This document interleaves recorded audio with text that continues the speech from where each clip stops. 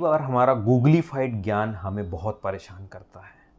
What happens, जो हमारे ज्ञान के क्षेत्र में नहीं है हम गूगल करते हैं, सोचते हैं, ढूंढते हैं और उसमें से ही अपने अनुमान से अपने लेवल पे हम बहुत सारी चीज़ों को एनालाइज करते हैं। और ऐसा बहुत आजकल हो रहा है बिकॉज सबके हाथ में एक मोबाइल है, एंड्रॉयड फ़ोन है, वो जो टाइप करता है, जो देखता है, वो गूगल उसे दिखा देता है।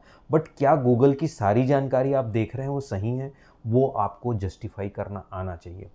इसी का मैं एग्जाम्पल दूंगा। मेरे पास में एक छोटी सी बच्ची को लेके आए, 8 साल की बच्ची थी, जो एक डॉक्टर के द्वारा भेजा गया था कि यह ऑलरेडी 2 या 3 डॉक्टरों से इलाज करा चुके हैं और उसके हिप जॉइंट में, कमर में बहुत दर्द है। मैंने देखा बच्ची को, बच्ची इज़ एब्सोल्युटली कैकेक्सिक, लीन थीन, बहुत बीमार दिख रही थी। इवन उसकी पूरी स्पाइन टेढ़ी हो गई थी, हिप जॉइंट भी पूरा टेढ़ा था और जो चल रही थी वो काफ़ी लंगड़ा के चल रही थी और तिरछेपन से चल रही थी।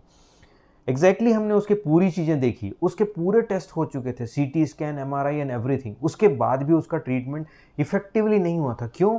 बिकॉज वो एक पेरीफेरी में जनरल डॉक्टर से ट्रीटमेंट करा रहे थे। They were not gone to any specialised doctor. हमारे पास आए, हमने आइडेंटिफाई किया कि there is a possibility of very mild infection और केवल उनको वही दवाइयाँ हमने भी दी, वो उन्होंने भी दिया। बट इस बीच हमने कुछ चीज़ें ऐड की, जैसे उनको एक इन्फेक्शन सस्पेक्ट किया था, उसमें एंटीबायोटिक दिया उन्हें और उसके साथ साथ उसको ये कहा कि जब इन्फेक्शन है तो आप थोड़ा रेस्ट करिए। You won't believe this, that's a miracle of medical science. 7 दिन में वो बच्ची बिल्कुल सीधा चलते हुए ही, उसका pain perception was almost less than 80%। Means आपका 80% पेन उसका कम हुआ था। And that baby was superbly happy. She was insisting कि अभी मुझे स्कूल जाना है। उनको रोक के रखा था because we have instructed them कि आप अभी इनको रेस्ट कराइए। For next 7 days same medicine हमने कंटिन्यू हुई, क्योंकि अभी भी उसका 20% रेसिडुअल था जो कि इन्फेक्शन फ्लेयर अप हो सकता है। In next 15 days, means total of 15 days, वो पेशेंट एब्सोल्युटली नॉर्मल चलते हुए I and almost I would say around 3 से 5% उसका पेन बचा था and she is absolutely happy. और सबसे मज़े की बात सुनिए, मैं गांव के पेशेंट होते हैं, बहुत ही सीधे साधे होते हैं, बहुत ही भोले होते हैं। इनको पहले तो हमने डांटा कि आप इतना देरी से क्यों आए, 3 महीने इधर उधर घूमते रहते। उन्होंने कहा हमें कुछ पता नहीं चला। बट जब हमारे पास आया तो हमने उनका पूरा इवेल्युएशन किया, हमारी पूरी डॉक्टरों की टीम ने उनको देखा और उसके बाद हमने उनका ट्रीटमेंट था जो कि बहुत ही सिंपल था, जो कि कंसेंसस से हमने चालू किया।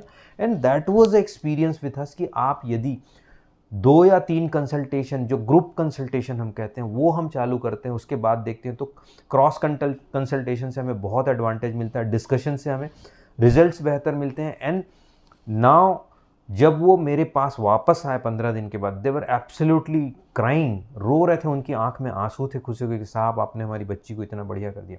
And that's the achievement for any doctor and that's the real benefit, advantage और ब्लेसिंग फॉर अ डॉक्टर। ये हमारी असली कमाई होती है। और उसके बाद उनको हमने अभी कहा है कि थोड़े दिन और इसलिए वेट करिए because treatment protocol is for 6 weeks, तो ये चीज़ें ग्रेजुअली इंप्रूव होगी। So the lesson over here is कि आप जब भी कोई ट्रीटमेंट कराते हैं, you have to come up to that level कि आपका अवेयरनेस इतना हो कि किसका ट्रीटमेंट कितना होना है, क्या होना है। और एक प्रॉपर फ्रेम होता है कि 4-5-6 दिनों में आपको फ़ायदा नहीं हो रहा है या आप गूगल में भी कुछ कर रहे हैं तो उसका ऑथेंटिकेशन ज़रूर करें और स्पेशलिस्ट से ट्रीटमेंट करें। Because today is not a era of simple general science, it is now the era of super specialization. So go ahead, make your life, make your efforts better, and with happiness you have to live. So life is mobility, you have to maintain the mobility to have a happy and healthy life, and mobility is life. Thank you.